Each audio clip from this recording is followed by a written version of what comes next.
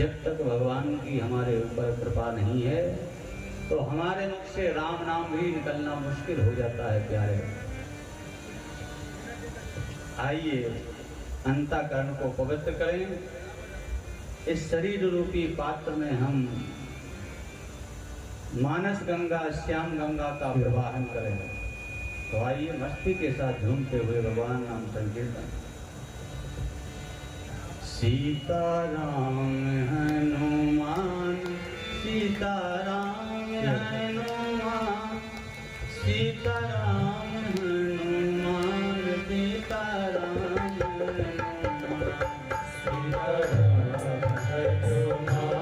सीताराम सभी गाइए।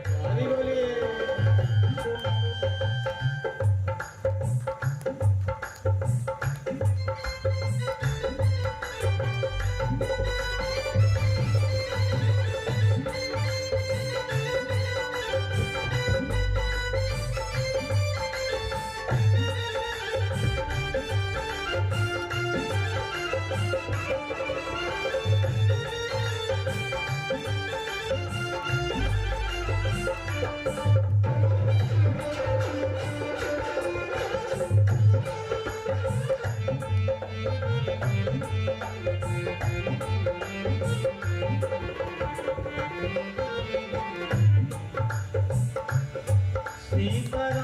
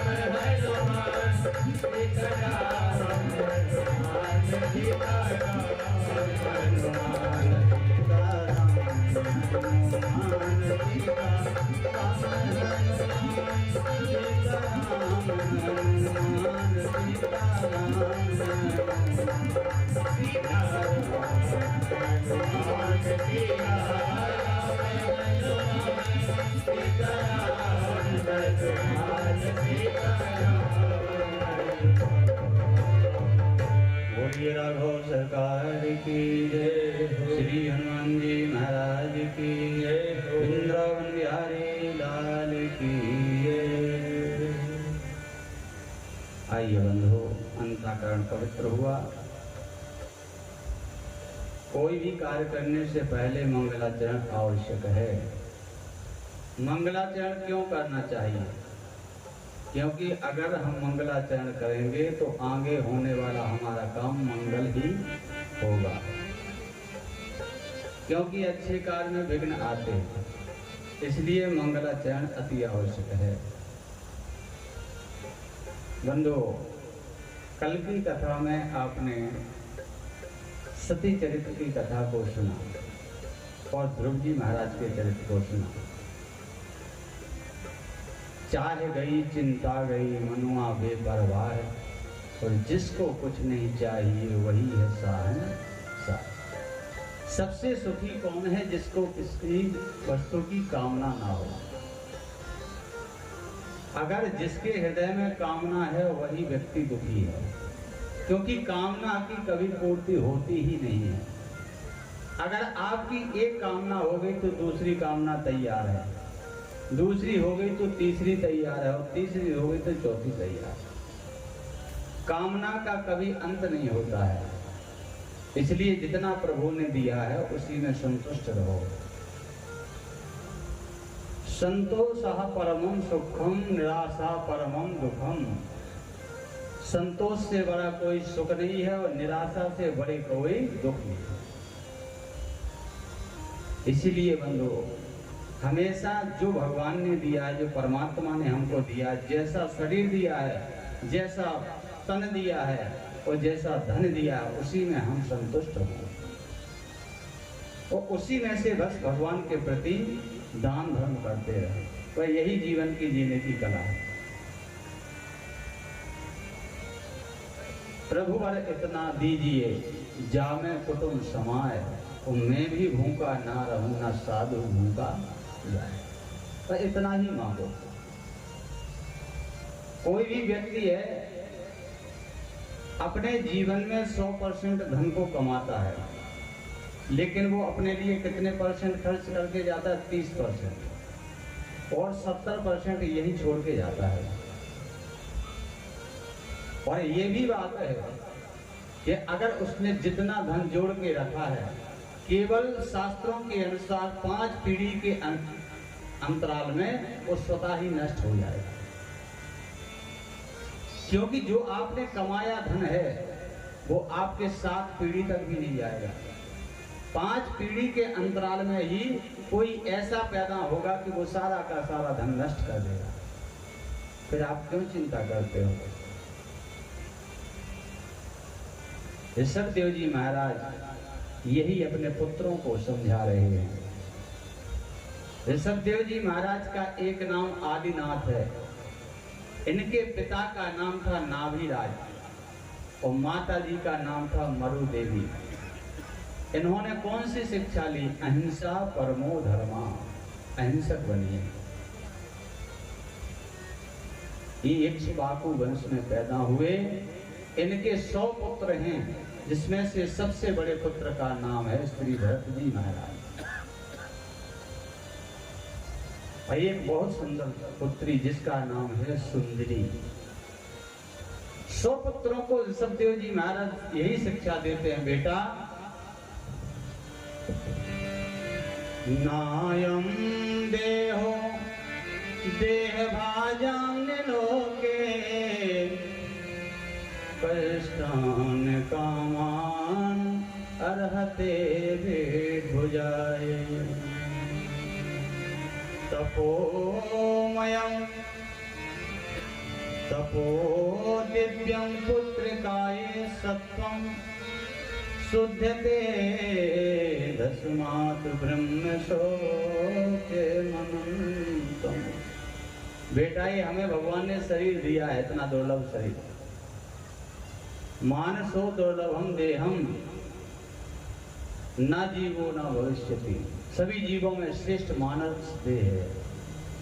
बेटा, इस शरीर भगवान ने इसलिए नहीं दिया कि इसके द्वारा आप विषय भोग करो। संसार के सारे साधनों के सुख इस शरीर के द्वारा लो।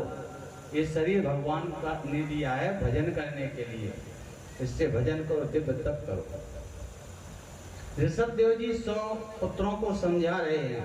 कहा बेटा कभी आलसी मत बनना और जितना धन कमाओ उसमें से 10वां अंश दान और धर्म के लिए खर्च करना। ऋषभ देव जी महाराज जंगल में चले गए अपने पुत्रों को राज्य दे करके। सबसे बड़े पुत्र जो भरत जी महाराज हैं, इनको राज्य मिला। भरत जी महाराज का विवाह पंचजनी नाम की कन्या से हुआ और इनके 5 पुत्र हुए। सुमति, राष्ट्रभृत, सुदर्शन, आभरण और सबसे छोटे पुत्र का नाम है धूम्रकेतु। अब भरत जी महाराज को वही पिता की बातें याद आने लगी कि पिताजी कहते थे कि ये शरीर भगवान ने हमें तप के लिए दिया है, भजन के लिए दिया है। अपने पिता की आज्ञा का सिरोधार करके जैसे वृद्धावस्था आई वैसे ही अपने पुत्रों को राज्य सौंप करके श्री भरत जी महाराज नेपाल में गंडकी नदी के किनारे पर बैठ करके ध्यान पूजन करने लगे। गंडकी के किनारे बैठे थे। संयोगवश एक हिरणी का पीछा एक सिंह ने किया। हिरणी ने वहां अरे छलांग भरी, साहस न रहा दम टूट गया। छलांग भरी, साहस न रहा दम टूट गया।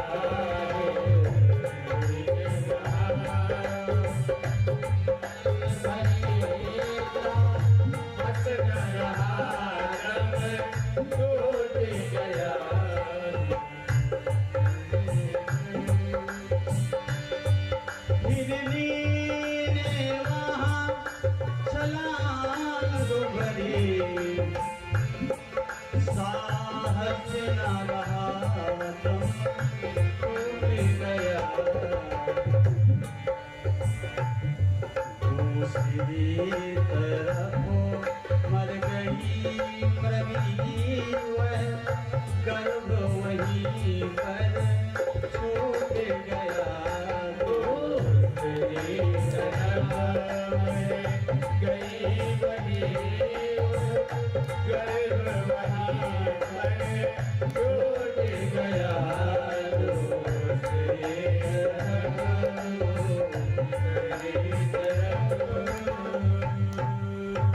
जैसे ही सिंह ने पीछा किया हिरणी का, बेचारी भय के मारे भाग रही थी।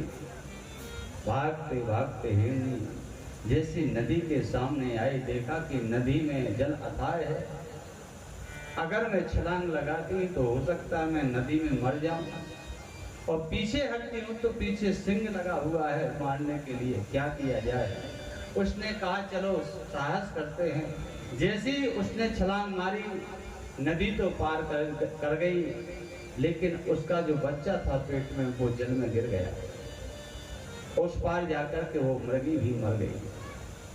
उसका बच्चा वो छोटा सा मृग बहता हुआ चला आ रहा था। महाराज मृग ने उस बच्चे को देखा, दया आ गई। कितना छोटा बच्चा है, डूबता हुआ चला रहा है, हमको बचाना चाहिए। भरत जी महाराज ने झट से माला को नीचे रखा और जल में घुस करके उस मृगी के बच्चे को अपनी गोदी में ले लिया, कुटिया में लाए, वस्त्र से उसका शरीर को पोंछने लगे। भरत जी महाराज का नियम था कि त्रिकाल संध्या करते थे, त्रिकाल गायत्री जाप करते थे, लेकिन यहीं से भरत जी महाराज का जीवन बदलता है। उनको मोह हो गया उस मृग के बच्चे से। अब जो त्रिकाल गायत्री करते थे, 2 वक्त गायत्री करने लगे, फिर 1 वक्त गायत्री करने लगे। उस मृग के बच्चे में इतना मोह हो गया कि ताकि उन्होंने वो संध्या बंधन करना भी बंद कर दिया। दिन रात उसी बच्चे को गोदी में लेकर के लाड दुलार करते थे। यही हमारा जीवन है। हम भी संसार में आते हैं, किसी पर दया दिखाते हैं तो दया तो दिखाना चाहिए, मानव का परम धर्म है दया। लेकिन बंधुओं, दया का मतलब ये नहीं कि उसमें आप फंस जाए। दया करिए, लेकिन उस शरीर के प्रति ममता मत जोड़िए। महाराज परीक्षित को श्री सुखदेव जी महाराज ने यही कहा था कि व्यक्ति को बांधने के लिए 2 रस्सियां हैं, एक देह के प्रति अहमता और दूसरी देह के प्रति ममता। भरत जी महाराज को उस रस्सी ने बांध लिया जो देह के प्रति ममता हो गई। भरत जी महाराज दिन रात उस बच्चे को खिलाते थे, भोजन पानी का बहुत ध्यान रखते थे, खुद नहीं खाते लेकिन उस मृग के बच्चे को खिलाते। इतना मन फंस गया उस बच्चे में।